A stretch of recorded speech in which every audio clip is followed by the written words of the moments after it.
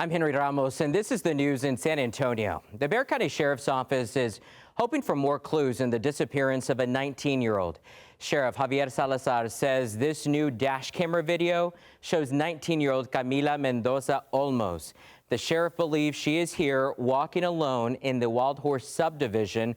This is just 2 blocks from her home. She was last seen the morning of Christmas Eve. Sheriff Salazar is still urging for more video that could help in the case. What we're asking is, once again, folks from the community, if you've got any surveillance camera video, or if you've got a surveillance camera that maybe you haven't had an opportunity to check up until this point, please make it a point to look. Again, the last video that we have is about 7 a.m. Christmas Eve morning. But, you know, again, even if you don't live here in this immediate neighborhood, maybe you live 2 or 3 communities over. Hopefully it doesn't cost you much more than time to just look through your surveillance camera video from later that day and let us know. The sheriff's office also confirmed the FBI and the Department of Homeland Security are involved into this investigation.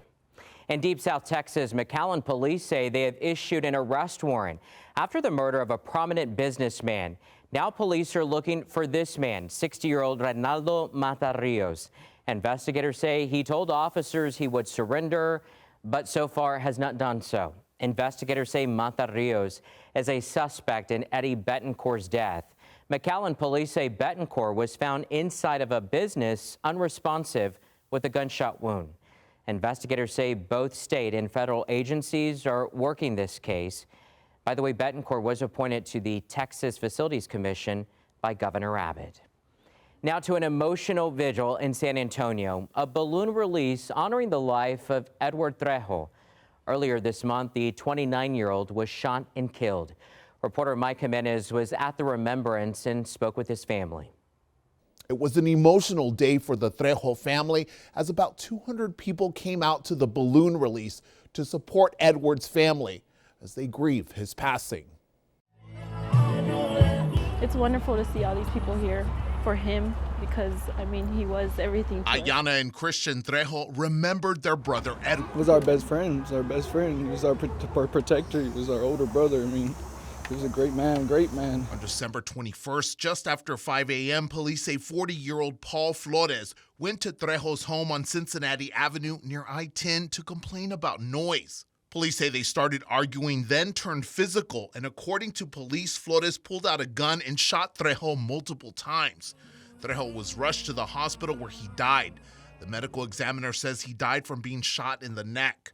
Trejo's family says Edward, or Fatso as he was nicknamed as a baby, loved to sing and dance and bonded over sports with his siblings. We always played ball together. I mean, we were always on a softball field, a kickball field, anything, flag football. Like, I was a receiver, he was a corner. We're both receivers. Like, that was my memories of us just playing ball together and just enjoying every time outside together. Amen. Before releasing balloons, a family member said a prayer, asking God for comfort and support for the family as they continue to grieve. The family says justice won't replace what they lost, but Edward's legacy of love, loyalty, and sacrifice will live on. I love you. I miss you. We miss you. We love you, man. Now the suspect, Paul Flores, was charged with murder and is in the Bexar County Jail on a $125,000 bond. Mike Jimenez, KINS 5. Winds tore through San Antonio early Monday morning, leaving people without power and at least 2 neighbors with a huge headache. Andrew Moore shows us the damage after strong winds. As a cold front brought winds up to 55 miles an hour through San Antonio, several SA homes and businesses were briefly without power.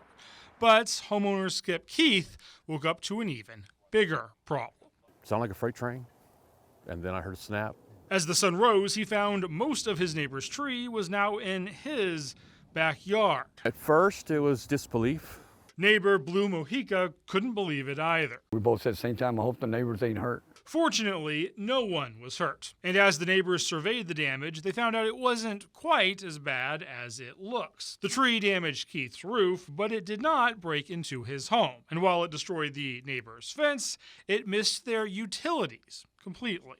We were blessed, none of that got interfered with. Keith says he knows the neighbors will figure it out together. And while it's not the way he wanted to ring in the new year, Keith says he's keeping it in perspective. I'm just happy everybody's safe and sound. Andrew Moore, KENS 5. San Antonio police are investigating after a body was found near the Riverwalk.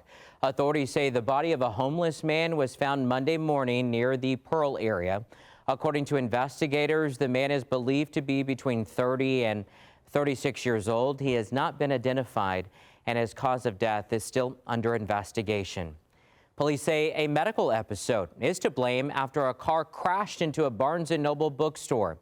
It happened about 12:30 Monday afternoon, and video right here shows a black sedan just wedged through the front of that store.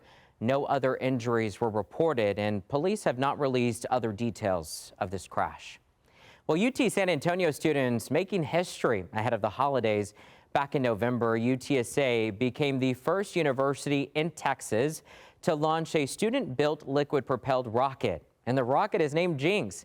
It was launched in the Mojave Desert, and the rocket climbed to more than 10,000 feet before successfully parachuting down. Of course, congratulations, and here's to more success in the new year.